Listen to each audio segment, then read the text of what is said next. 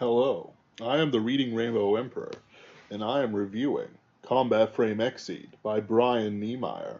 Link will be below in the comments. Doobly-doo. Esteemed delegates of the Commission, Sanzen's harsh voice filled the gray oval of the Coalition Secretariat chamber in L1's Byzantium colony. Honorable secretaries, especially Secretary General Mitsu, I am humbled to address such a distinguished body. Adopting a diplomatically neutral expression came easily to Mitsu Kase as a skill honed by long practice, but sitting quietly amid her colleagues on the raised secretary's platform while the barbaric secretary security director spread his dangerous rhetoric taxed her patience. Sanzen's rough hands gripped the podium centered on the red semicircle of carpet directly below Mitsu. He looked half presentable, but a mercenary in an expensive navy blue suit was still a mercenary. I speak of those who labor to secure the great strides we have made. They toil thanklessly below to realize the Colonization Commission's dream of a united and prosperous mankind. Many of these dedicated public servants will not live to see this dream fulfilled. Your protectors in the Coalition Security Corps have persevered despite this council's neglect. They ask for little and receive even less because more prestigious ministries are given higher priority. This inequitable resource allocation has exacted a toll on the citizens' blood. 112 casualties have resulted from combat frame armor reductions required by budget. Order! Mitsu called over the din. Director Sanzen, please correct whoever furnished you with those figures. The CSC's budget has increased since its inception, if less drastically than your lavish proposals call for. Will you say the same to Terrestrial Affairs Secretary Gohaku? What about Commerce Secretary Satsu?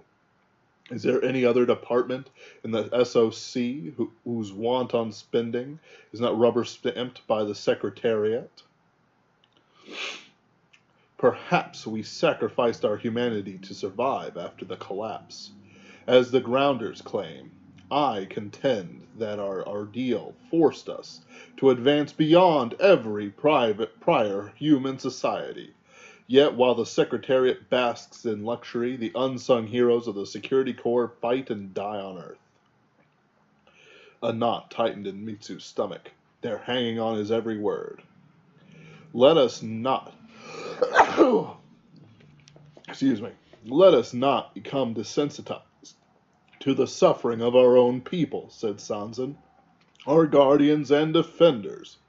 I implore you, on behalf of countless voices which cannot be heard across the gulf of space, lend us your full strength, that we may defeat the insurgents who endanger our lives and our dream.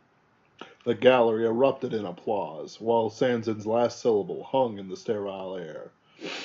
Mitsu saw her goal of Earth's bloodless pacification recede further out of reach.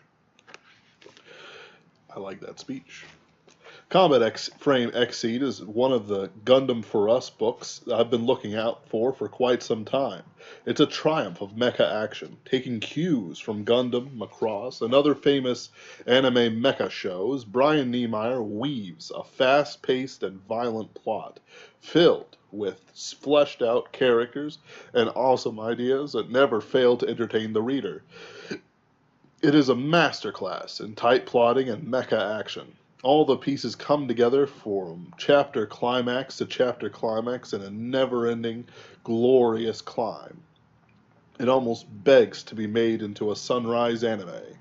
While I could see this more as a 6-episode OVA than some fully realized 12 to 24 episode series, which it was, the OVA is what it really needs. It needs that time to speed to its next proper point then slow burn its way through a plot that might have been great if it had moved faster. I can see the OP now. You start with Siegfried Handler watching his friends opening. I should say. You start with Siegfried Handler watching his friends burn to death before his unconscious body falls through a lake into a sea of skulls. Sanzen the forms out of the skulls and laughs at him before devouring Sieg. Notably, all the other skulls turn into white or black-haired Kazoku, who will glare at Sanzen. Todd Ritter and the rest of the EGE, Earth Governments in Exile, will stand, looking at different directions. Characters who die will look down, and those who live will look up. Behind them, the world flags are burning. Todd will rotate so he's facing away from Sieg to his map, while Sieg stares at his prototype combat frame. By now, the flags will be burnt up, leaving the SOC's flag. Jean-Claude, the Prince of France, Dauphin, king in exile, of France, will hold a fallen French flag while his Valentif, I think, combat frame will stand in the background. Nariel Prim will split the screen, looking up, with her own custom combat frame behind her. There will be some action scenes at this point, mostly the Shinlong planes and the Grinsmarks dueling, with the Shinlongs getting the worst of it. Zane's Dead Drop should fight Maz's Zwei Dolph custom. Sieg will reach out to the camera, but his hand will be stopped by cracked glass, and Megami will be caressing the glass above him. She'll flick her eyes up from Sieg to Maz, who will himself look up to the silhouette of the XSeed, eyes glowing, of course. It introduces all the characters and hints at their motivations in combat frames. I think the music should be a rocking soundtrack with weight to it. Not quite gothic, something that Bandmade would do, rather than Lady Baby or some of the other lighter musical fare from Japan. Honestly, the music is important, but less important than the imagery. By comparison, the ending should be far simpler. Art Nouveau portraits of each of the characters with a nice slow ballad to accompany it will do fine. Each one of the characters switch with the other. Each one should switch sides with the other. While it shouldn't be explicit, Earth Government and Exile characters should be opposite the Commission characters, the space ones, whenever possible. Brian Niemeier knocks this novel out of the park at every level. The characters are well done, from Sieg's constant revelations, to Todd Ritter's choices, to Maz's slavish obedience, to Jean-Claude's nobility. Not a single character is left undeveloped or unused. It all moves together on greased wheels.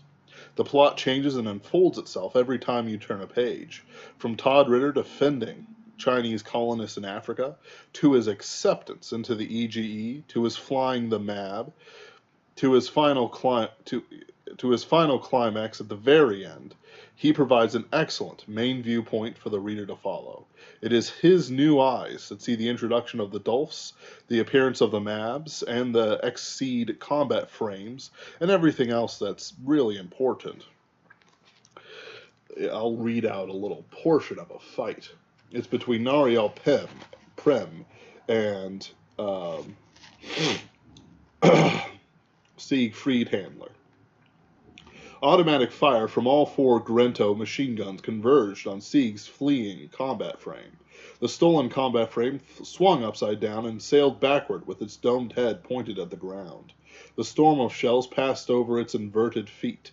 Sieg returned fire, raking two of his pursuers with 115mm bullets before righting his combat frame and falling backwards into the dry lake. "I'm hit," Raskin said with preternatural calm. His combat frame vanished in a sooty orange fireball. The leftmost Grento entered free fall, smoke streaming from its punctured cockpit. Nariel ground her teeth. "He shot down half my men." "Captain!" Arnov cried.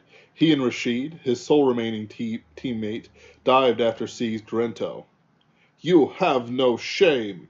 Nariel spat over the main CSC channel, trusting Sieg would hear. "I will teach you." Nariel opened the throttle. Jagannath barreled past her wingman with a clap of thunder. The golden combat frame touched down amid an artificial sandstorm as Sieg's Grento cushioned its landing with a last-second thruster burst. He fired a full auto volley the second his combat frame hit the ground, but Nariel blocked the bullets with her shield and disintegrated the Grento's gun and right arm with one shot from her plasma rifle. Sieg stood his ground. "Get off my back, Nariel." "I can't just let you roam free," she said. "You're quite a violent man." And then there's more fighting. It's just like a chapter full of fighting. It's pretty great. Overall, I have no major complaints. Perhaps I'd like more Zeklov and Tesla Browning. And while the plot was fast and exciting, the switch from Ein to Zwei Dolphs was so fast it hurt the menace the Dolphs generally had with Brian's writing. And I would have had just one or two Zweis with Eins, with the Eins making up the bulk of the force. So in other words, the Zwei is the custom, and there are custom Zweis, but then the majority of them we see is not the Zweis ever, it's just the Eins. Lastly, there are some things introduced or mentioned that are unremarked on by characters who probably should have went 60 million, what now, years? What do you mean? And there's other things, references to a sentinel. But those are small things that in no way took away from my enjoyment, and will certainly be answered in the sequels. This book is like watching a mecha anime, with not slow pacing. I hate slow-paced mecha anime. It is fast, furious, and adventurous. I heartily recommend Combat Frame XSeed to anyone fond of the mecha genre, and recommend it just above everything else coming out of Japan. Because screw night novels, and their isekai garbage. Buy Combat Frame XSeed to fight the light novel menace. Like, comment, and subscribe, and links are down below in the doobly-doo. Thank you for listening. Hey guys, just wanted to say, add on this a little to the video, just a little bit, that Brian Niemeier's Combat Frame XSeed Indiegogo campaign has started up much sooner than I thought it would. I'll put a link down in the doobly-doo, and I do recommend everyone check it out. It's sure to be as much of a delight as this one is. It just went crazy, guys.